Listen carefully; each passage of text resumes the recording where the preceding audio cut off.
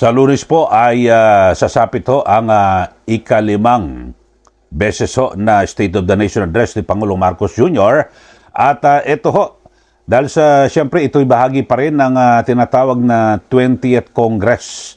Kasi di ba yung nakaraang taon, pagkatapos po yung 2025 elections, di ba may mga bagong senador at kongresista, yun ho, 20th Congress. Alam niyo ho ba na mula po sa 53 o 50 priority bills ni Pangulong Marcos Jr. ay dalawa lang po. Dalawa lang ho ang naipasa. Grabe ho mga kababayan, at alam niyo ho, ito ho ay sumasalamin sa liderato po ng ating bansa na kung saan, kasi bilang isang Pangulo, dapat ho ay tinututukan mo, di ba? Kaya nga sinikap ho na maging kaalyado ho mismo ng administrasyon ng Pangulo, yung mayorya po ng 2 kapulungan ng Kongreso para mapabilis po na maisulong yung mga priority bills. Ano ibig sabihin ng priority? Kaya nga prioridad dapat ho daglian yung pag-aksyon ng ating mga mababatas, mga senador at kongresista. Kaso, ngayon ho ay abalang-abala po sila sa impeachment, yung mga pamumulitika. Diyan po sa mababang kapulungan ng Kongreso, sila po ay talagang nag-focus po dito po sa impeachment, di ba? Nagsagwa po sila ng mga investigasyon, yung House Committee on Justice, yung impeachment proceedings, mga kababayan, yun po ang ginawa ho nila. Tapos ay ang nangyari ho rito, mga kababayan, ay naisakripisyo yung mga iba pang mga mahalagang panukalang batas. Importante ho ito kasi nagkakaroon po ng pagtatakda ng mga priority bills ang isang administrasyon kasi depende ho sa kanya magiging kanya magiging programa. 'Di ba? Ipinangsusuporta ho 'yan yung mga batas na 'yan. Di po ba? Kaso ang ginawa ho inuna ay ito hong impeachment. 'Di ba? Lahat ho nakatutok ho sila. Yung mga kongresista sa impeachment proceedings, yung sa House Committee on Justice.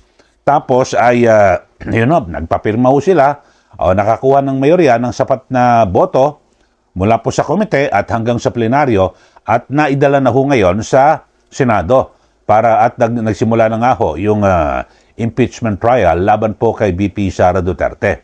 Pero ang isa po sa masaklap po na nangyari ay talagang naisakripisyo ho yung mga panukalang batas dahil sa yung po ang dapat na inuuna kasi yung po ang ang pangunahing na mandato o tungkulin po ng mga, kaya nga tawag sa kanila, mababatas di po ba? Pero ang nauna ho sa kanila ay hindi pagiging mamabatas, kundi magpatalsik po ng kalaban po sa politika. Yan po ay naiso nila na tanggalin ito pong si VP Sara Duterte para sa 2028 presidential elections ay hindi na po makakandidato. So dito ho mga kababayan ay tingnan ho natin at himayin natin. Ito ho, biro nyo, grabe ho ito. Kaya natin tinutukan ho ito kasi sa Lunes, July 27, 2026, ay panglima na ho na SONA, State of the Nation Address. Yan po yung huli sa dalawa. Kasi ang huli niyang SONA ay next year, 2027. Actually, yun ho ay pamaalam na po ng kanyang administrasyon kasi huling taon na lang yun, huling SONA. Pero ngayon, ito, kung meron pang pwedeng ihabol Kaya lang, ito ho masaklap mga kababayan. At nais lang ho natin na ipaalam sa ating mga viewers, sa ating taga-subaybay, na kung gaano ho talagang mas tumutok po yung mga kongresista, yung mga senador dito po sa politika. At para mapatalsik ito hong si VP Sara Duterte. Ito ho himayin lang ho natin. At ito hong Marcos administration, yung kanilang legislative agenda, ay talagang napakabagal po, no? At naging usad pagong ngayong 20th Congress. Dahil sa dalawa lang ho, mula po sa 53 priority bills ang endorso ng Legislative Executive Development Advisory Council o LEDAC. So, kasi yan ho yung LEDAC yung 2 kapulungan, yung House of Representatives at ang Senado at ang Ehekutibo, nag-uusap-usap po yan para balangkasin itong mga priority bills na, kaya nga priority, dapat talagang inuuna ho, di po ba? So, dalawa lang ho. Biro nyo sa 53, dalawa lang ho. At ito, para po sa inyong po kalaman, noong March, itong si Pangulong Bongbong Marcos ay pinirmahan bilang batas na Republic Act number 12317. Ito hong resetting the inaugural Bangsamoro parliamentary elections to September 14, 2026. Biro mo yung panukalang batas lang na baguhin lang ho ang schedule, itakda sa September 14, 2026, yung Bangsamoro parliamentary elections. Yun ho, una ho yan. Pangalawa, ay nilagdaan ho ni Pangulong Marcos ang Republic Act number 12316 bilang batas na kung saan ay binibigyan ho siya ng emergency powers para suspendihin o bawasan ang excise tax rate sa produktong petrolyo. Kaugnay pa rin ang patuloy na pagtaas po ng presyo ng produktong petrolyo. Ito yung epekto ng giyera po ng US at Israel laban po sa Iran. Pero sa katunayan ho mga kababayan, wala ho naman nangyari. No? Ang ginawa, puro ayuda at hindi po sinuspende yung value-added tax. So, excise tax lang ho mga kababayan. At sa ngayon, sa mga oras na ito, at sa Tuesday ho, July 28, 2026, ay tataas na naman ho ang presyo ng produktong petrolyo. So, dito ho. At ito ho mga kababayan, at tinignan ho natin, ito hong mga panukala na batas na ngayon, kumbaga malapit na rin para po, halimbawa, nasa Bicameral Conference Committee para aprubahan, ito hong panukalang amyenda sa Universal Access to Quality Tertiary Education Act. Yun ho. At tapos yung 4 na LEDAC bills ay nakapending ho sa Bicameral Conference Committee at na kung saan samantalang 20 o 20 ang patuloy na nakabinbin ho sa committee levels ng bawat ho magkabilang kapulungan sa Senate at ng House of Representatives. So yun ho mga kababayan, so dalawa lang ho. At ang pending na enrollment ay yung amyenda sa Universal Access to Quality Tertiary Education Act. Tapos yung nakapending ho, ito, isa-isa natin Bicameral Conference Committee, nakapending ho yan, busy ho sila sa politika Ito ho, yung National Center for Geriatric Health. Tapos amendments to government assistance to students and teachers in private education, basic education voucher program. Napaka-importante ho sana nito. Biro nyo, nagpasukan na naman. Pag-aamenda ho ito para po sa mga estudyante ho ito at sa mga guro. Tapos yung nakapending pa rin ho mga kababayan sa BICAM, ito ho People's Freedom of Information Act o Right to Information Act. Maganda rin ho ito mga kababayan. At gayon din ho yung Assistance to Individuals in Crisis Situations, yung AICS Act na kung saan ginawa na hong batas. Tapos ito ho yung naipasa na po ng Senado na nakabinbin naman diyan po sa mababang kapulungan ng Kongreso sa committee level ay ito hong Classroom Building Acceleration Program o CAP-AC. At again din yung Citizen Access and the Disclosure of Expenditures for National Accountability o Kadena Act. Yun ho. Tapos meron naman ho, ito naipasa ho sa mababang kapulungan ng Kongreso pero ito po ay nakapending sa second reading diyan po sa Senado. Ito ho yung amendments to the Bank Deposits Secrecy Law, Banking Reform for Integrity, Good Governance, Honesty, and Transparency o BRIGHT Act. Tapos ganyan din yung amenda sa anti-online sexual abuse or exploitation of children at yung anti-child sexual abuse or exploitation materials. Yun ho. Tapos nakapending din ho, ito hong anti-political dynasty bill. Ayun, nakapending ho sa Senado. Tapos amendments to the masustansyang pagkain para po sa Batang Pilipino Act, National Nutrition Program. Tapos ay ito ho, amendments to the Biofuels Act, Oil Price Stabilization Act. So yun po, iniisa-isa lang ho natin mga kababayan para mabigyan ho namin kayo ng kaalaman kung gaano ho ngayon masabi natin na parang tinamad ho yung ating mga mambabatas, yung mga senador at kongresista sa pag-aksyon ho rito sa mga panukalang batas na ito at naging masipag po sila diyan po sa politika, sa impeachment. Alam nyo naman ho, ang magiging perception ho nito, di ba? Pag ang tao masipag sa ganitong bagay, naku baka may insentibo. So kaya ang tanong ho natin, may incentive ho ba dyan?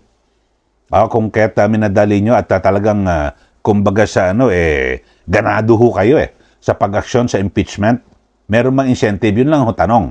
Kasi di ba sa ibang bagay, halimbawa may pinagawa ka sa sa isang tao, sige pag gawin mo yan may incentive ka sa akin. Di ba? Ang bilis. Ganyan ho kaya yan ang magiging tanong sa impeachment, meron bang incentive? Ngayon. Tapos ito hong nakapasa naman sa House, nakapending pa rin sa Senate Committee level. Ang dami ho dito, amendments to the electric power industry.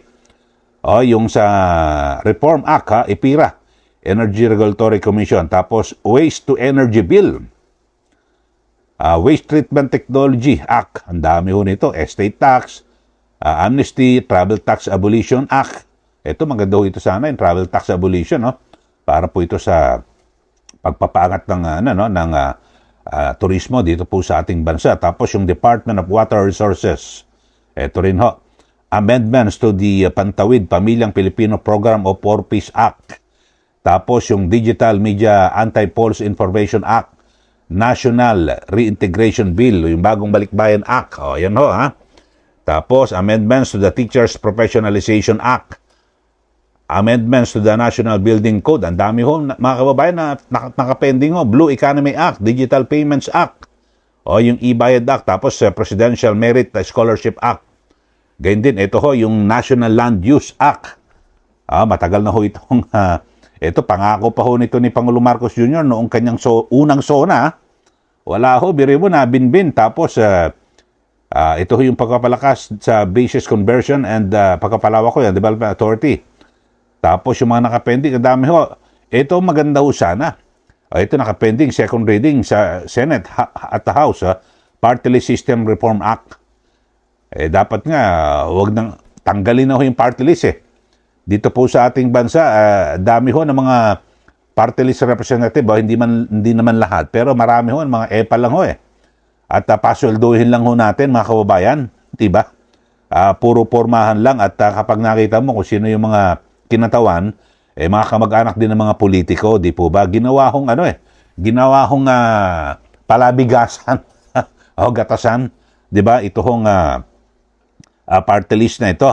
Ang dami ho mga kababayan, tapos nakapending sa Senado at House Committee level yung amendments. Ito ho, Ito maganda rin ito yung requiring civil servants to waive bank secrecy. Ito sa nakapending ho ito sa Senado at sa House. Para lahat ho ng mga opisyal at empleyado ng gobyerno, may waiver kagad sila. Pwede nating bulat-latin yung kanilang bank records kapag napaghinalaan o na involved sila sa mga katiwalian, di po ba? Tapos ay ito ho, yung amyenda sa Rice Tarification Law. Ang dami ho mga kababayan, reprogramming Seal Good Coconut Farmers Industry Trust Fund. Amendments to the Magna Carta for Micro, Small and Medium Enterprises. Disaster Risk Financing Insurance. Ang dami ho mga kababayan, di ba? Pati yung pagtatatag ng yung Department of Water. Ito pa. So, ang dami-dami ho mga kababayan na mga panukalang batas ang talagang nakabinbin. Ito, amendments to the Universal Health Care Act. Importante rin ho ito mga kababayan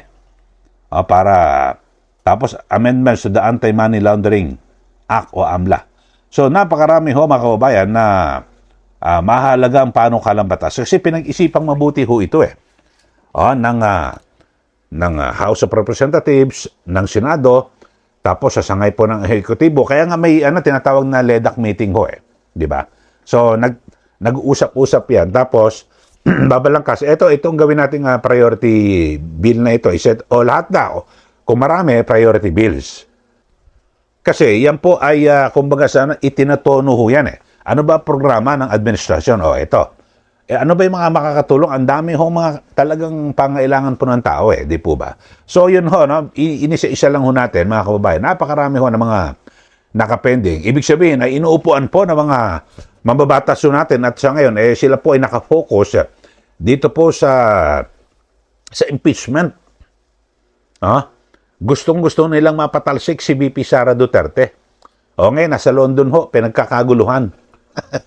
Yung gusto nilang paalisin ho, talagang dinudumog ho ng tao eh. At dito ho sa atin, sa ating bansa, sa katunayan, sa mga nakaraang survey, talagang ang taas-taas po ng approval at trust rating ng Vice Presidente. Sabi nila, hindi raw po ito, hindi raw po ito hadlang at hindi ho dapat na makaapekto ito hong mataas na approval at trust rating ni VP Sara Duterte dito po sa impeachment. Paano ho? Siyempre, dapat ang mangibabaw rito, yung damdamin ho, paniniwala ng taong bayan, di ba? Sa isang opisyal ng gobyerno. Dapat yun ho ang tinutugunan yung mabuti, di ba? Yun po ang binibigyan po ng pansin, di ba? Diba? Dapat yan ho binibigyan ng bigat. So, kayo ho mga kababayan, ano po masasabi nyo rito sa ating episode na ito na kung saan tinutukan ho natin 2 ho sa 53 na priority. Biri mo, priority bills. Hindi na nasasabihin natin na paano kalang batas eh. Nakalagay ho priority bills. Ibig sabihin, talagang mahalaga at dapat nabigyan ng prioridad. 2 lang ho na ipasa. Ano masabi nyo rito? At ako ho naman mga kababayan, aking pananaw rito, sumasalamin ito sa parang kahinaan po ng liderato ni Pangulong Marcos Jr. Kasi kung ikay magaling at talagang mabisa, matalino at maayos na leader ng ating bansa, kaalyado mo lahat Mayorya dyan po sa House of Representatives, kaalyado mo. Sa Senado, kaalyado mo. Ano ba namang, bilisan nyo. Yung politika na yan, itabi nyo na muna sa konti na ito importante. Kaso hindi ho, parang lumilitaw ho na nakisang-ayon ang Pangulo na unahin po yung politika. Sige ho, magbigay na po kayo ng comment dito po sa ating channel. At sa mga bago lang po, subscribe na po kayo para kayo po laging updated dito po sa ating mga pinag-uusapan, lalo na po sa ating bansa, malapit sa sikmura ng taong bayan at syempre sa larangan po ng politika. At sa ating mga bago lang ho, yung subaybayan naman yung aking FB page, yung Facebook, Ka Eli Saludar at yung isa pa, Eli Saludar. Okay, maraming salamat. Muli ito po si Ka Eli. Magandang araw po sa ating lahat.